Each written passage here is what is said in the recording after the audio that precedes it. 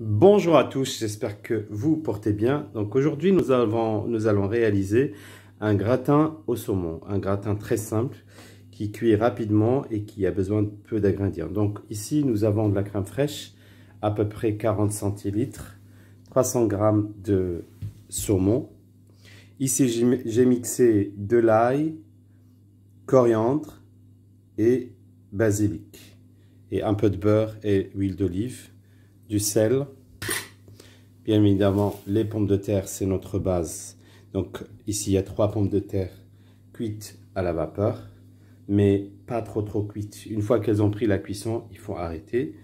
Une cuillère à café de curcuma, une cuillère à café d'origan, du sel et un peu de fromage râpé.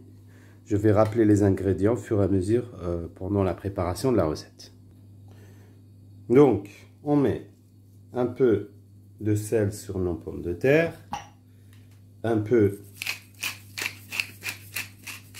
de poivre,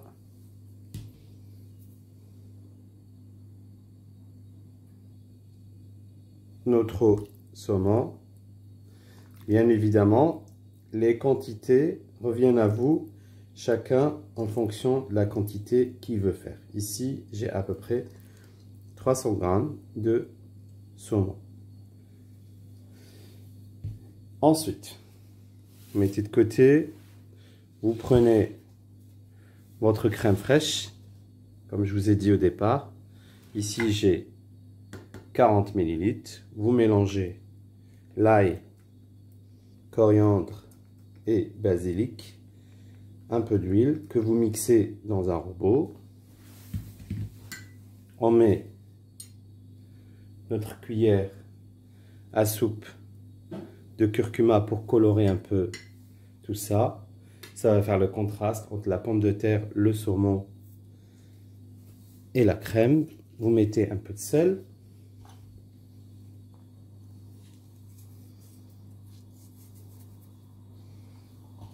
Un peu de poivre et vous mélangez le tout.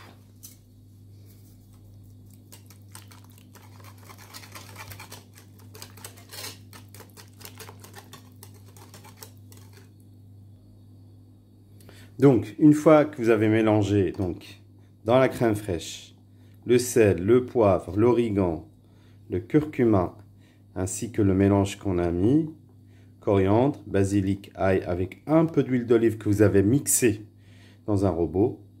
Vous mettez le tout sur votre saumon et pommes de terre. Bien évidemment, votre four est en train de chauffer parce que votre gratin ne cuira pas longtemps. Donc, une fois avoir versé tout l'appareil, vous prenez votre fromage râpé et vous le versez sur votre gratin.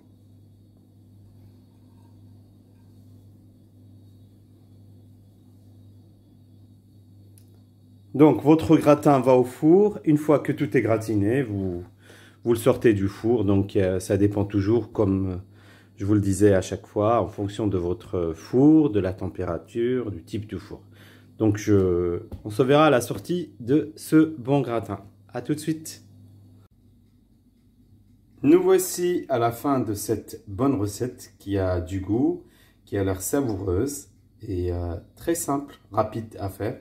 Donc, je vous souhaite un très bon appétit et je vous dis à très bientôt pour d'autres aventures culinaires.